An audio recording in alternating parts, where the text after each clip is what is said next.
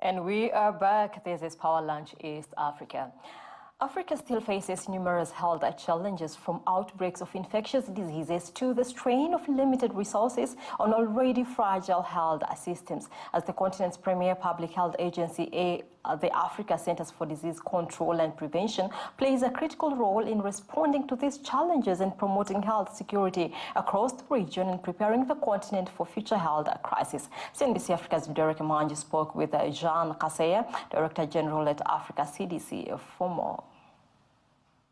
What's happening in the eastern part of DRC is alarming me. Goma is a city of 3 million people.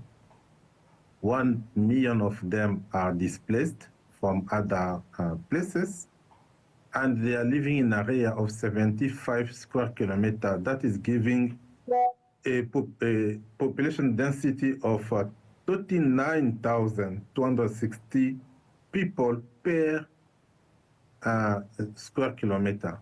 It's the highest one in the world.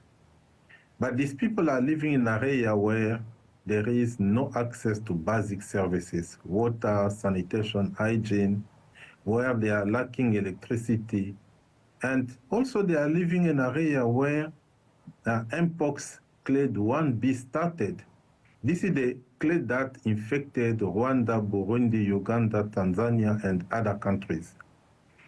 It means we are in a region generating outbreaks. Currently, we have at least 3 major outbreaks ongoing: Mpox, cholera, and measles. My worry is if we continue like that, and even there was a center where Mpox, people with Mpox were treated. We had 158 people there, and most of them, they left the center due to the insecurity. Currently, we have only 15 people remaining. It means we have 143 out. They are infecting other people, and I'm really worrying about what will be next for this region and for the continent.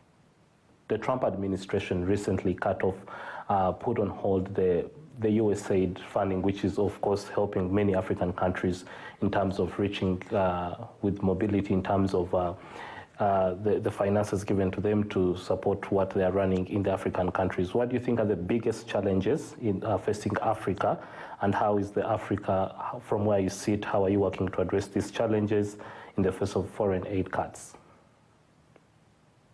Today, we have so many Western countries cutting their budget. EU, European Union, they decided to cut $2 billion per year. Germany, they decided to cut 2 billion euros per year.